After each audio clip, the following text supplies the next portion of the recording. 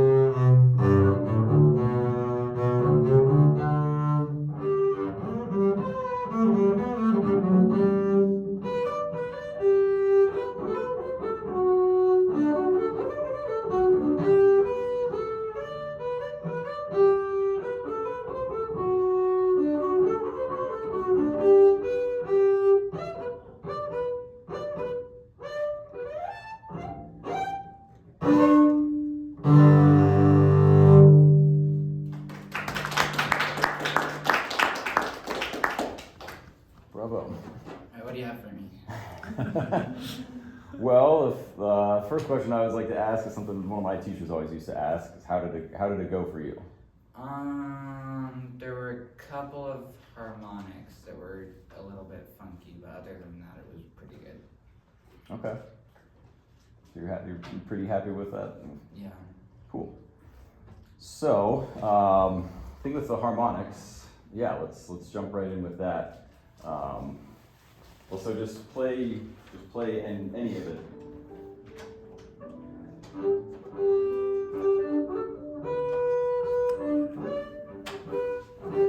What happens if your bow is there?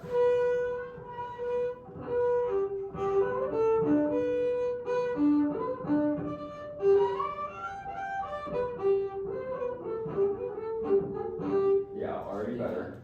Okay, let me see your bass real quick. I do like to play with a ridiculously high So it feels like you're using like that kind of weight that we use down here. Yeah. Sorry, I don't know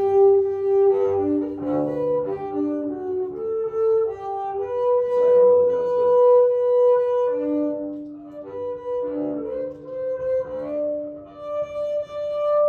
but what happens if you closer to the bridge, half as much weight and twice as much speed?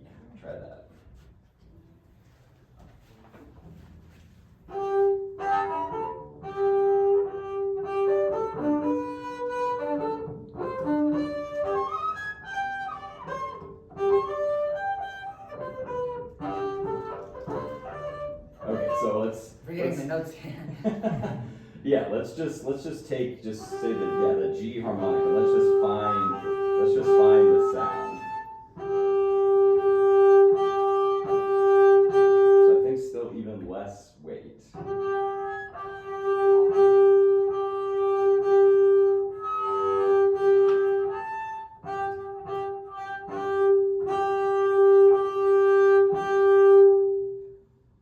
of messing with my ears a little bit. Yeah, so this is something that do you know Francois Rabat? Yeah.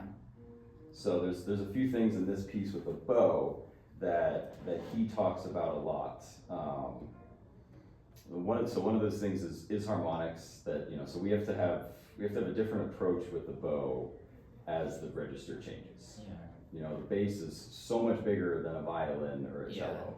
We have to change more as we go from the top to the bottom than they do. So play like your open G string. Is that the general tone you want on the open G? Yeah. Okay, now play the halfway harmonic. Right, now see how notice now play the open G again. Okay, so notice where your bow is for those two. Right. Yeah. So it should be halfway as close to the bridge again. So, see, when you play the open G and then the harmonic, your bow proportionally moved. But then when you get out to the harmonics, it's one of these weird mental things that a lot of us kind of do, where your hand's down here and this hand, instead of going with it, kind of like comes up to meet it, Yeah. Does that make sense? So do you practice scales, all the way up the G string? Usually.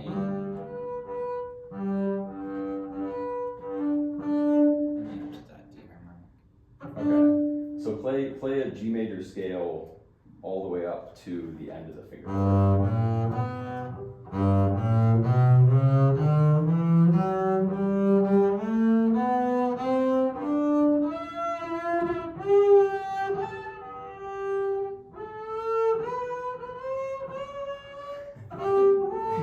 Okay, do you see what happened with your bow though? So your bow was matching your left hand until you got to the D, where you're usually used to playing scales. And then once you got above that, it started coming back up again. That's weird. Right. So, who's your teacher? Andrew Keller. Oh, okay. I'll see him later tonight. Yeah. Well, we can both talk to him about at some point soon moving you toward playing scales all the way up top. Okay. For me, scales and arpeggios are everything. I practice them every time I practice still. It's, Edgar Meyer describes them as comfort food. I completely disagree. I think about, since the World Series is going on, I think about scales like the batting cage. There's no such thing as a professional bass player that doesn't take batting practice every day. No matter how many times they've done it, they still do it every day. That's what scales are. Taking the movement and isolating it from everything else. You can work on literally anything in scales. And so this is one of the reasons to practice scales is by practicing technique while you're playing music is a lot longer way to get there than to practice it in scales. Does that make sense? Yeah. So with the harmonics, definitely practice trying to keep your right hand lower to match your left hand, but This is part of why I play with a ridiculously long end pin. what's that? That's why I practice with a ridiculously long end pin. It's because it's easier to get down here. Sure, I yeah, don't find it as hard to come back a little more. yeah. And you look like you've got pretty long arms. I'm the Yeah. opposite. This bass is just gigantic. overall, it's obviously not that big, but this shoulder in the back, it doesn't slope down or in, it's shaped like a violin. So I do the opposite. To be able to get around this, I have to have it pretty low. So, then it's just a matter of bending from your hips, not going like this. Yeah. So it can be done either way. You don't need to have your end pin really high to get down to the bridge. Like I said, it's more just it's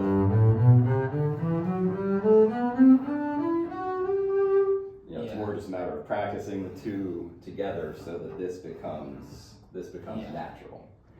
Does that make sense? Yeah. So, try to play some of the harmonics one more time. And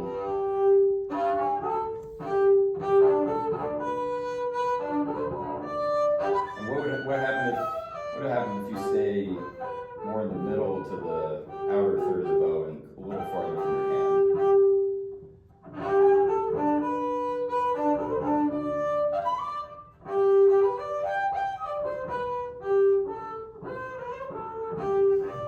Forgetting all the notes here.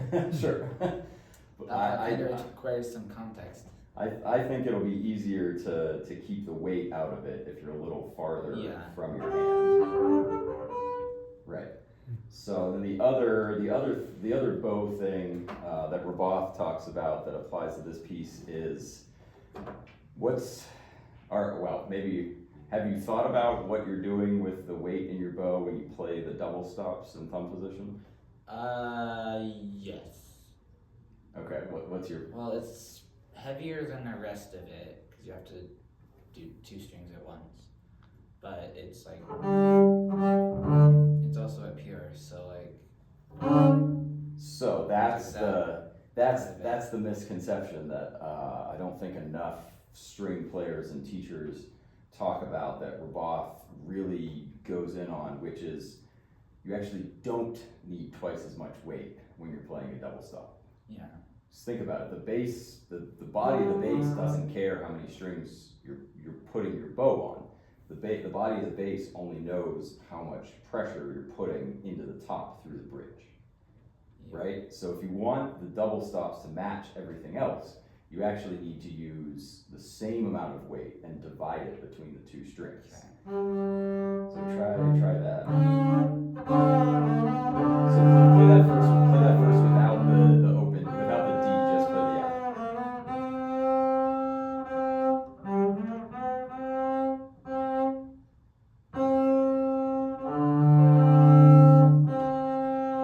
So play it a few times, just the top notes without the D.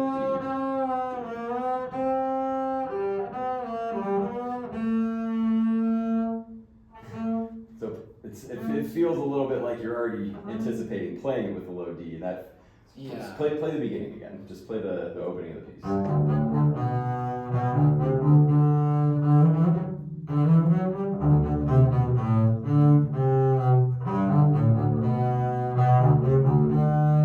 So that's a nice amount of weight that's letting the bass breathe and resonate. So now right away play the top line.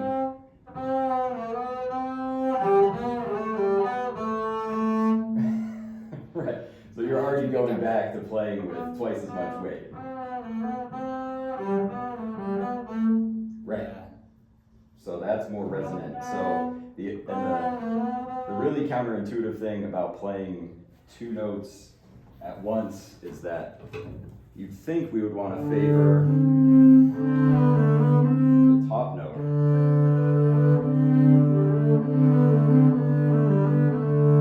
But we actually barely need to touch the top note. That's it. Does that make sense? So try this on just a D harmonic and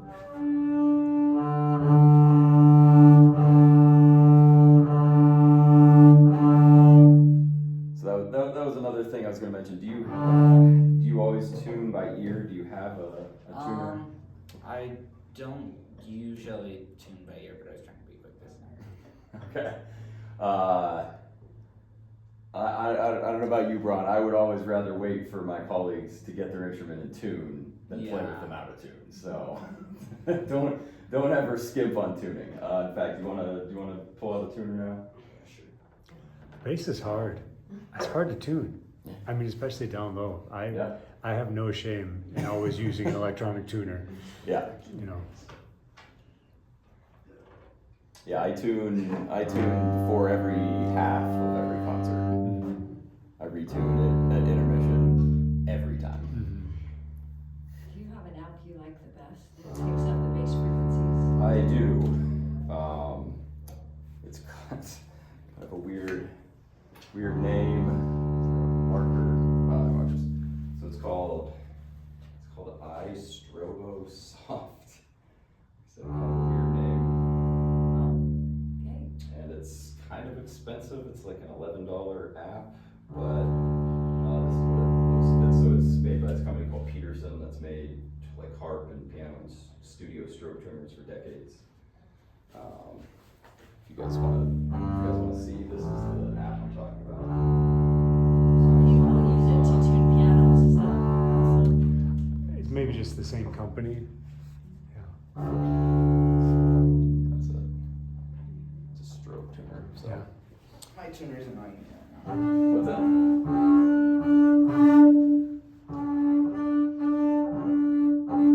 Because it says my G string is perfectly in tune, but my D is still ridiculously sharp. Well, so you know that the harmonics won't match if the strings are tuned to equal temperament, right? Huh? So when you tune with a tuner, you're tuning to equal temperament like a piano, but the harmonics are just intonation. Oh, okay. So the D on the G string, the A on the D compared to the A should be slightly higher. Which one's slightly higher? The D harmonic, the harmonic on the upper string, if the strings are in tune with a tuner, will be slightly higher. Weird. Yeah, so what I've settled on over the years is I actually tune the bottom 3 strings to the tuner, and then I tune the G string with the harmonics. Because Literally before I put my phone down with the tuner here, it was saying it was still sharp. yeah. And then I picked my phone back up and now it's saying it's flat and it didn't change anything. On here's another trick. Phone under bridge.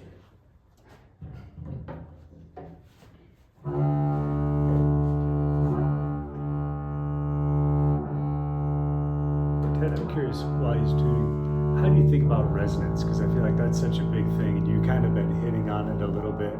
Yeah. Like, how do you try and develop that in your sound, or what kind of things are you listening for, paying attention to when you're kind of working on that?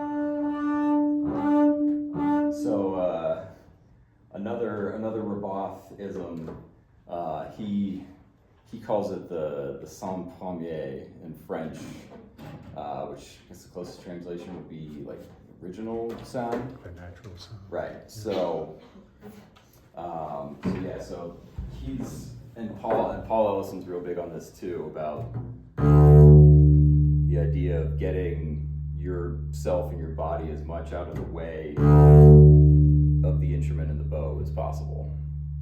You know, letting the instrument and the bow make the sound rather than your hands, your arms, etc. So one of the warm-ups that I do every day, if you want to try this. So it starts with the way Roboth does it. He does it in, I'll just give me your bow. I don't need your bass, just, and is it alright if I touch you? Sure. Alright, so, so just let go, just let go, let me have your arm, yeah. Okay. Right. Ow. try not to hit your elbow, hold your elbow. But, see how much weight there is just in this part of your arm? Yeah. Right, you're smashing the strings into the fingerboard.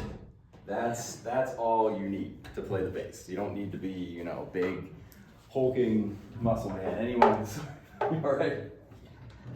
Sorry, I forgot about that. That's all you need. So that's one of the ways I think about resonance. And so I was again, I mentioned it didn't quite get there. So one of the things with the harmonics,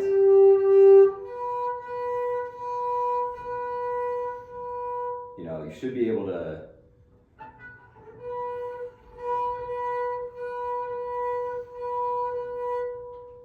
you know, you should be able to find a sound where you're not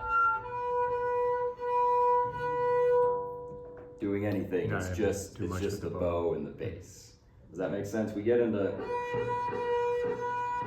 you know, like that's my arm, so that's the harmonic sound that I want personally. And so again, you know, this is, you know, you should be able to make that sound without any real technique, with just pulling the bow across the string. Does that make sense? So then the goal is, obviously we need to hold the bow like this because of a lot of technical things we need to do, but to always be finding that sound where it's just the bass and the bow. You know, there are times where we need to put weight in and play with,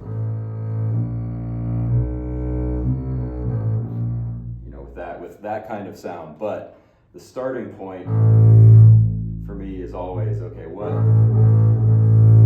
sound does the bass and the bow want to make by itself, you know? And again, you can hold the bow, you know, weird ways like this, just anything to get yourself out of the way. Does that make sense? Yeah. So actually, let's try that.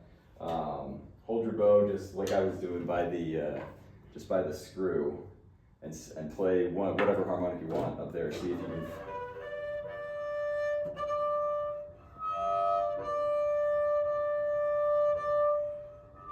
Right.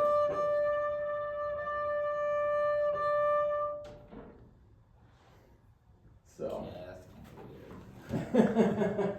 Right, and again, that's the goal, isn't to play like that, but just, Yeah. you know, to use that as a quick check, like, okay, am I actually out of the way of the bow, or am I, you know, putting my body into the sound of it when I don't want to be. Yeah. So, but yeah, so let's try with the bow in your hand, just drop it on the D string, and just.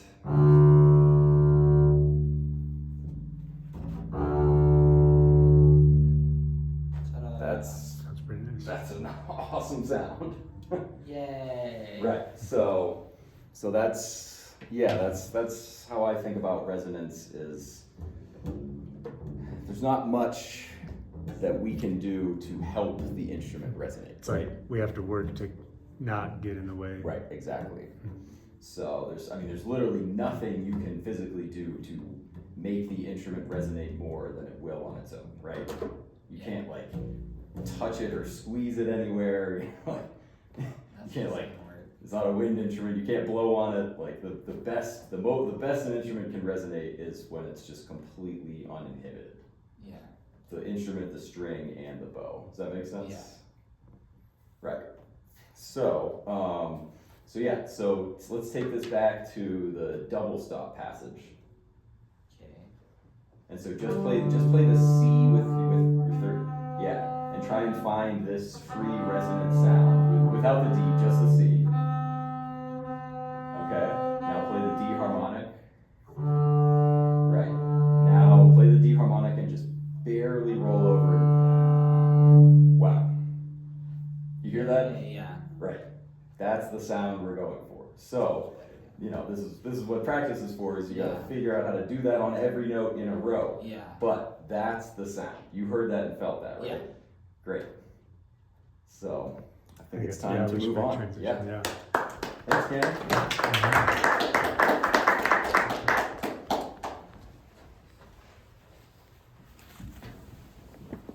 Now, Dittersdorf, right? Mhm. So, you get. I was just gonna say, it's such an interesting thing because it feels like we oftentimes want to work like harder than we need to.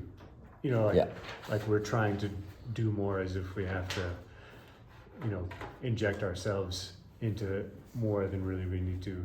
And I feel like that's one of the challenges with the bass, because the physical nature of it, like that's how you approach it initially, is like, let me pump Right, myself up yeah. to try and play this beast. One of my favorite music metaphors is Seiji Ozawa, the conductor, has this metaphor that he would tell young conductors about, doing that with the orchestra, because it's the same thing. And his metaphor was, if you have sand in your hand, and you squeeze your fist, it's gonna pour out between your fingers. The only way you can keep it all in your hand is to just keep your hand open and just guide it where you want it to go. As soon as you start to squeeze it, it starts to slip out between your fingers. Yeah. And that's, I kind of feel the same way about bass playing. Yeah.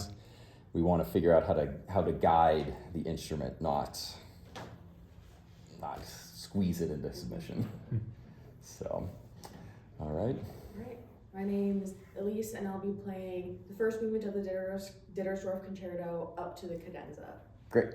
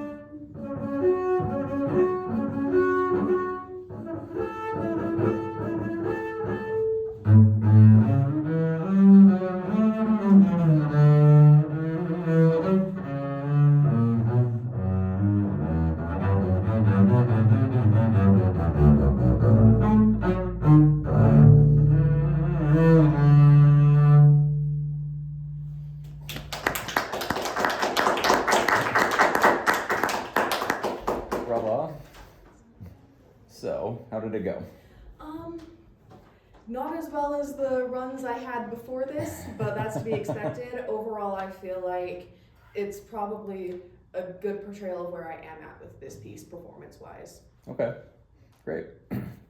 So, speaking of resonance, this repertoire is almost exclusively about resonance. Do you know the tuning that this was originally written for?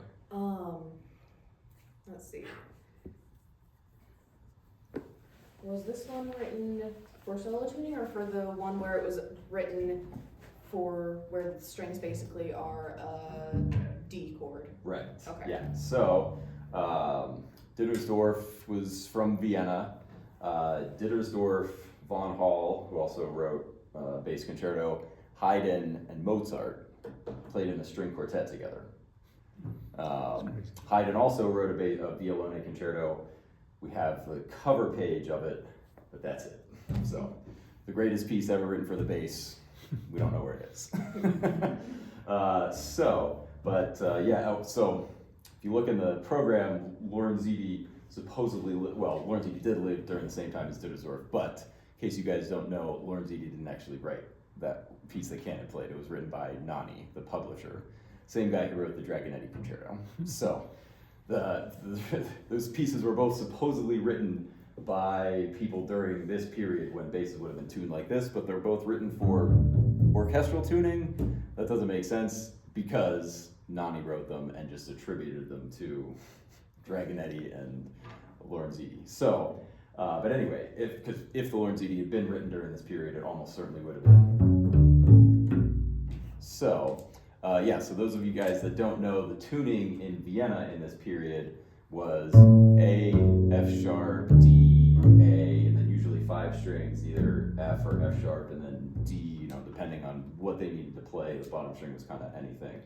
So, the thing with this piece is, on the original tuning, it would be,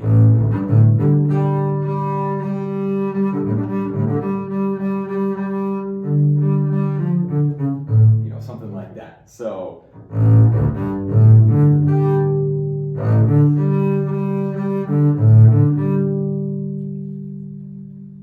so that's the sound that we want to get. So I like that you're doing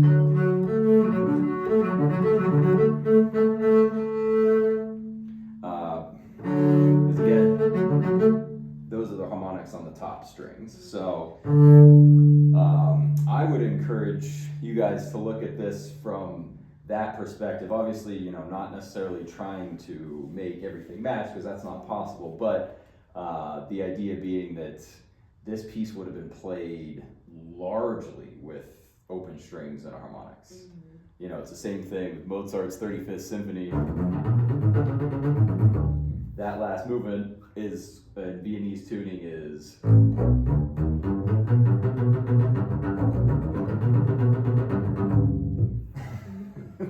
something completely different, way easier. This whole thing, bass players were terrible until recently. Not necessarily, because the equipment was totally different. They didn't play on these torque bows that that do everything, but that make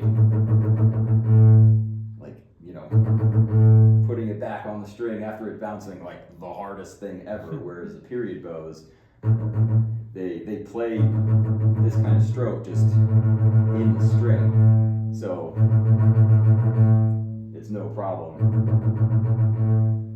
So in the case of the tuning, again,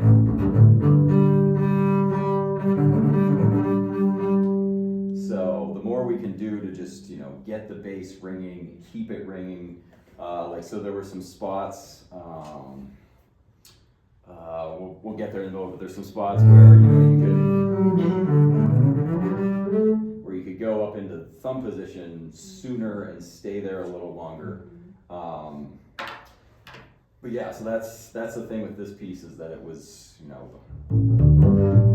again, just mostly open strings and harmonics. Mm-hmm. So this piece is really about resonance. Mm-hmm. And so it's a little hard to see your bow with the stand, but it looks like, so play me the first harmonic figure.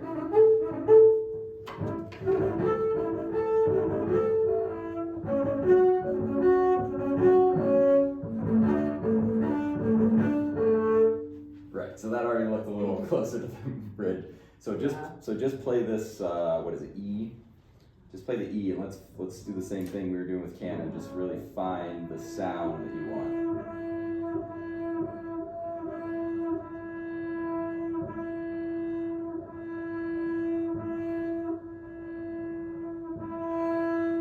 Cool. And I think with this passage also, you can actually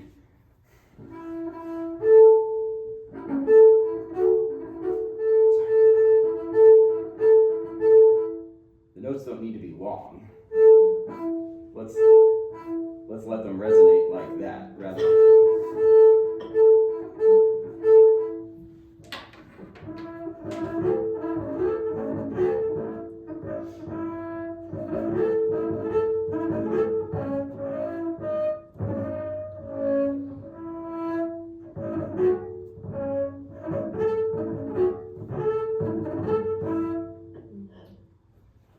So, I think so, and so that's the thing about the classical style. It's not short just to be short.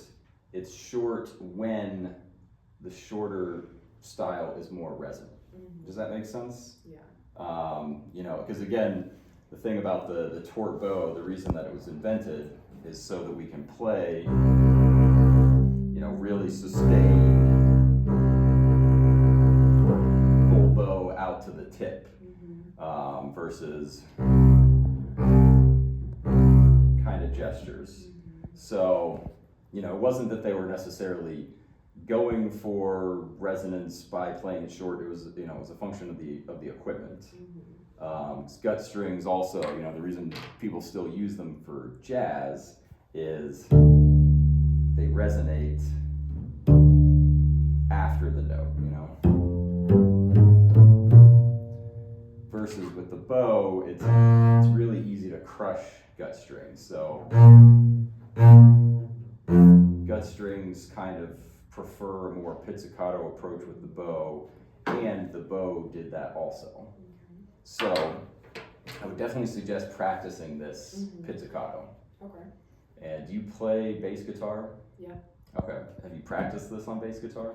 No, not yet. For those that do play bass guitar and upright bass, it's not a substitute for practicing this bass.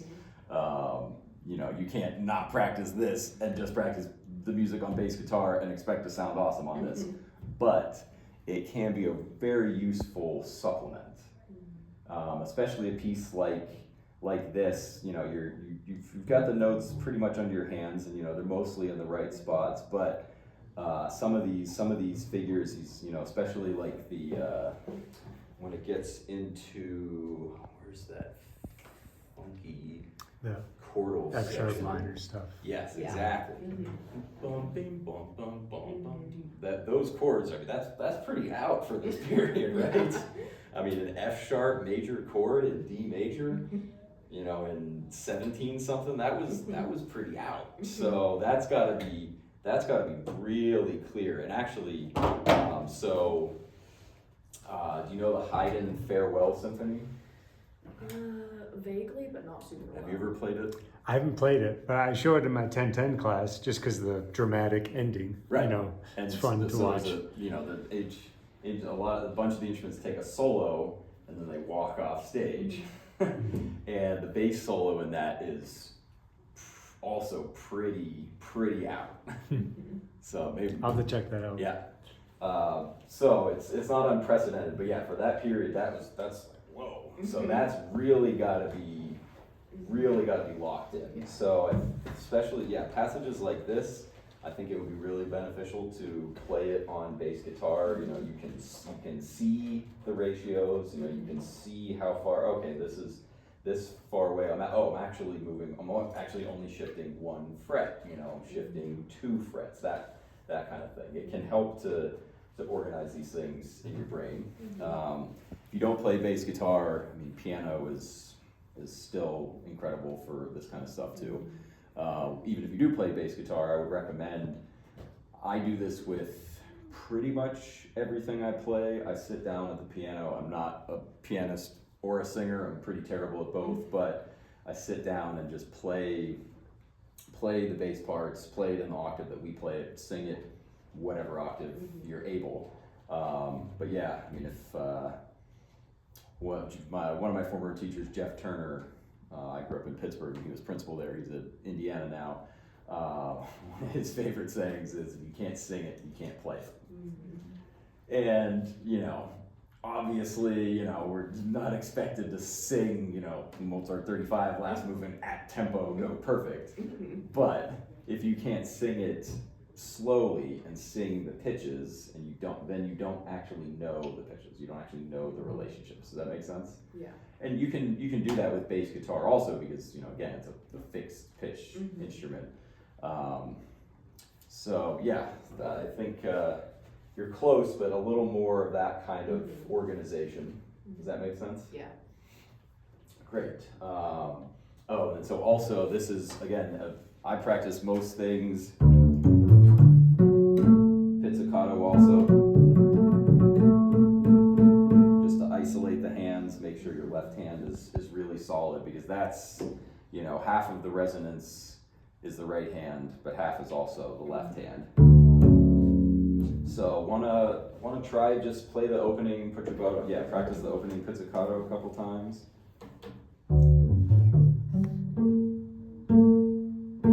Right. So that was already great, already better. Do it again a couple more times, really slowly. Make sure you're every note is equally solid.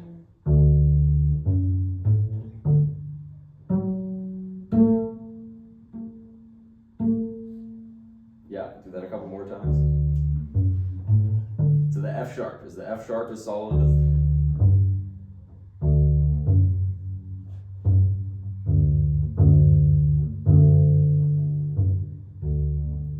So that's actually a little sharp. Yeah. There we go.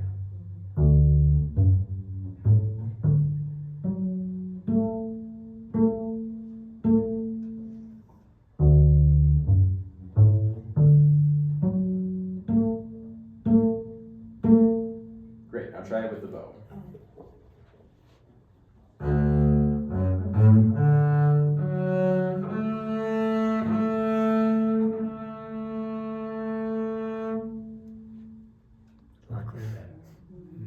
Yeah.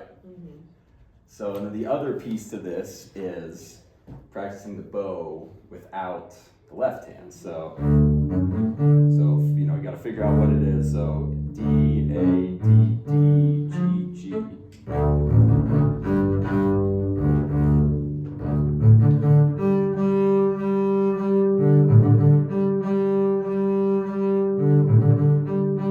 So play that a few times.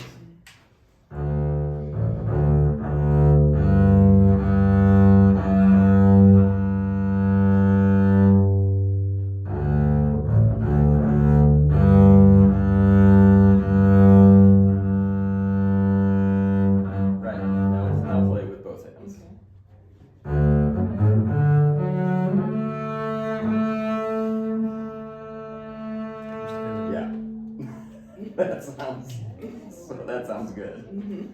So, yeah, does that make sense? Yeah.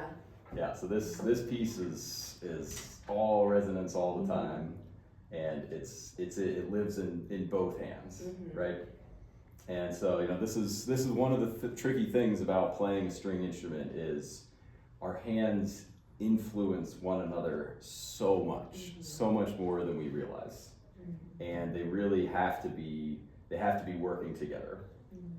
You know, we were talking with Connor about staying out of the way of the bass, and that's the thing is, it can be either hand, and it's tough to tell sometimes.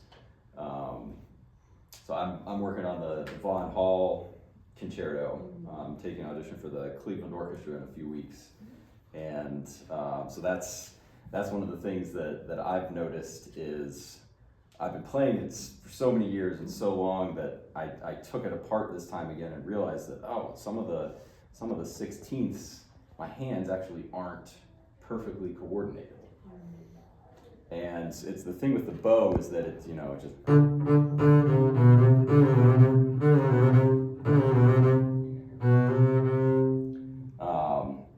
it just doesn't have the same exactness as a pizzicato. So I still find that, you know, even after playing the bass for 20 some years, that my hands still aren't always perfectly coordinated on the first try. But to let the bass, to get out of the bass's way on a note by note basis, your hands have to be perfectly coordinated. So, but you don't actually, it's really hard to tell if they're perfectly coordinated when you're doing them at the same time, right? So yeah, I think if you take this whole piece apart and do what we just did with you know, figuring out what exactly you're doing with both hands and making sure they're both solid. I mean, if it all sounds like that intro just did, that's going to be awesome. So I think we should probably wrap up and make Yep. sure we're ready for the next session. How about a hand for Ted and for Elise and Camden?